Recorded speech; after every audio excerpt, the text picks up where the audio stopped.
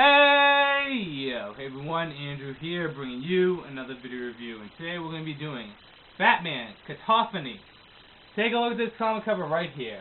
Now, Batman Cacophony is written by one of my favorite directors slash writers in films, and that would be Kevin Smith. Kevin Smith is well known for his movies like Clerks 1 and 2, Jay and Silent Bob Strike Back, Chasing Amy, Mallrats, Dogma, the list goes on. He's just a great writer. Witty, intuitive, smart, he's got it all when it comes down to films. Sure, he's done a few bad films once in a while, but for the most part, he's a great film writer. But the question is, can Kevin Smith translate from the big screen into the big pages? Will he be able to successfully write Batman? I know he's done a few other stuff, such as Green Arrow, but Batman's different. This is the Batman we're talking about. So, we're going to have to see. Let's start off with the story. Cacophony is a story that is a 3-issue story arc, and it has a few major players in it. Really 3 major players. 2.5 if you count dialogue. The first player is, of course, Batman. The second one is the Joker, and the last one is a character called Onomatopoeia. And I hope I said that right. Now, the story starts off with Deadshot going to Arkham to blast open the Joker's cell. Now, see, there's a hit that's been put on Joker because he killed a teenager, and the parent wants him dead. So Deadshot takes the job. Right when Deadshot is about to plant the bullet in Joker's head, the character Onomatopoeia comes out and shoots Deadshot right in the head. Deadshot. Play on words. Don't worry, he's not dead. He survived. You're gonna have to read to see how. Anyways, he frees the Joker and sends Joker along his way. However, before Joker was about to be killed by Deadshot, he found out that Maximus Zeus has been using his Joker venom and lacing it with various different drugs to create a new drug called Chuckles. I know. Chuckles? Yeah, I know. Anyways, he's royally pissed at Maximus Zeus, and he goes so far as blowing up Maxie's nephew's school, which really sends Maxie off the deep end and causes him to go into his Greek god kind of persona that he has. Anyways, a big feud starts up between the Joker and Maximus Zeus. Batman intervenes and deals with the Joker, however, he is then caught off guard by Onomatopoeia. He eventually escapes and finds out that Onomatopoeia is actually a character that hunts superheroes for fun, as a living. And he also is a character that doesn't speak. The only words he really makes is blam, plow, and a few gargling noises. Sounds like my cat when it's licking his balls. Anyways, the thing is he only goes after superheroes that do not have superpowers. Which seems logical, because why would you want to try to kill Superman and Wonder Woman? It would just be too hard unless, I mean, you go up against Green Arrow, Batman, they're mortal humans. There's less of a risk. Well, I'll take that back. There's a huge risk going up against Batman. The biggest risk. But the fact of the matter remains is that he goes after heroes who have no powers.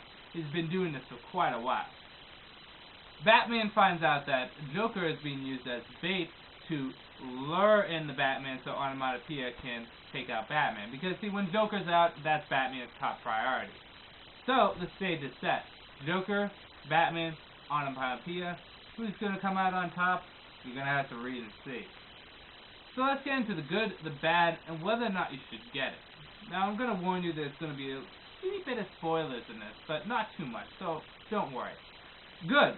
Well, I know a lot of people commented about the art being nothing impressive, but it's by far not the worst art I've seen. I thought the art was, for the most part, okay.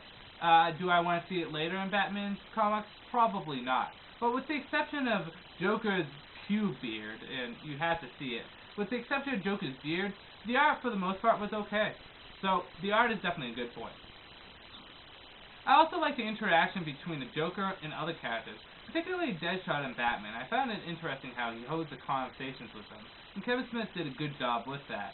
Now, I know a lot of people was offended with the Joker pulling down his pants and acting like he wanted to get butt-rammed by Onomatopoeia, but I don't see why that really bothers people so much.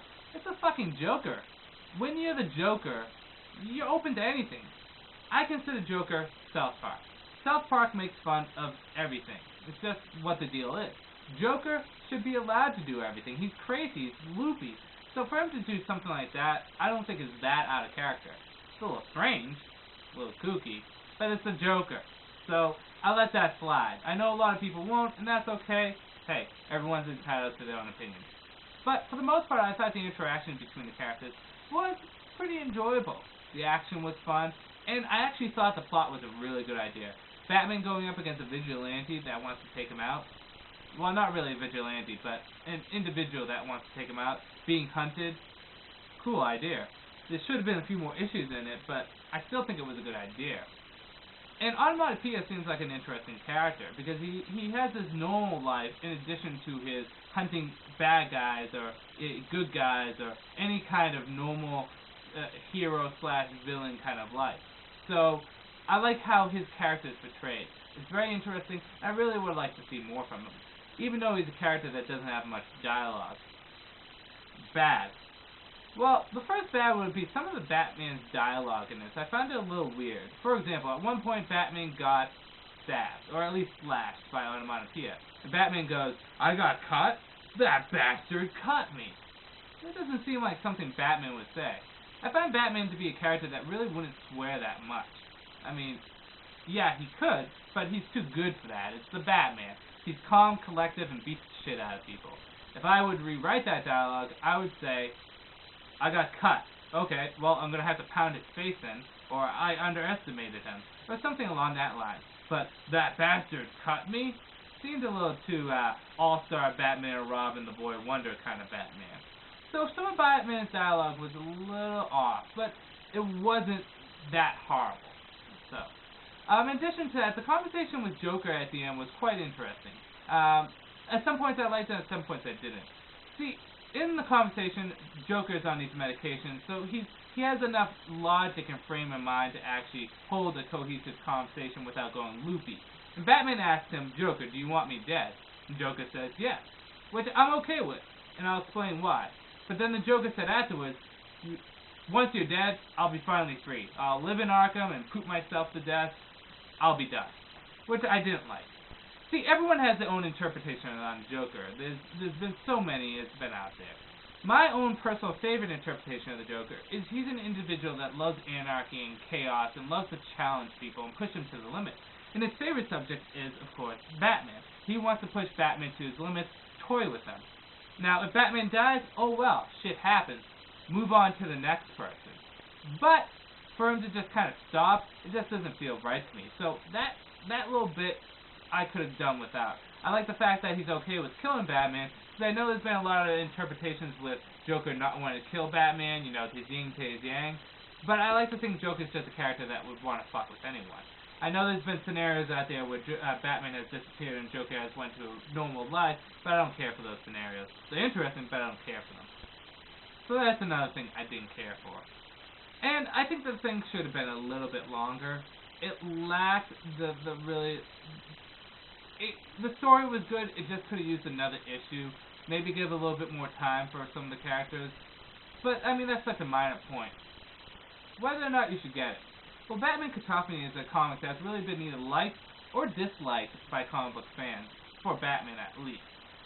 Now, what I'm going to say is this, is that there has been a lot of good things I liked about this book. The plot is nice, I liked how some of the characters interacted, and the action was good. However, there's a few character dialogues that I didn't like. So, I'm really kind of in the middle with this. Now, Kevin Smith's Batman is going to be a fun Batman for some people, but he's not going to be a Batman for everyone. And not everyone's going to like this book. That's fine. However, I think that even though this Batman may not necessarily be for you, I don't think outright it's going to make you upset. I think this Batman is still fun and enjoyable, just not the perfect Batman. He's not my perfect Batman, but I still enjoyed him to a point. So should you pick this up? Well, not in hardcover. The story itself is average at best. I would give it like 3 out of 5 stars if I had to rate it, which I don't like rating, but I sometimes have to really show you what I feel about the book. If you do get this, I recommend getting it in trade when it comes out. I got this for half off, so that's fine, but paying $90 for a hardcover that only has 3 issues in it really is pushing the limit. I recommend getting it in trade when it's cheaper, then it would probably be worth it. If you're going for essential Batman material, this is probably not where you want to go. However, if you're looking just for another Batman book because it's the motherfucking Batman, he's the man, I apologize. My card ran out of memory. But let's just finish this up. Batman Cacophony may not be a book for everyone. if you want to get it, I recommend getting it in a trade. It's an average book. It has its high points, but it has its low too. So it's really up to you guys. Before I end this video, I'd like to just say, continuity-wise, while it is technically in continuity, where it belongs, I'm not sure. If I had to place it anywhere, I would definitely probably place it either after Face to Face or after Death in the City and before Batman Gotham Underground. Again, it could almost be placed anywhere, but it's up to you. I mean, read it and then you decide. Okay? So I'm going to end this video here, and again, sorry about the camera problem. It happens. This is Andrew saying peace out for now.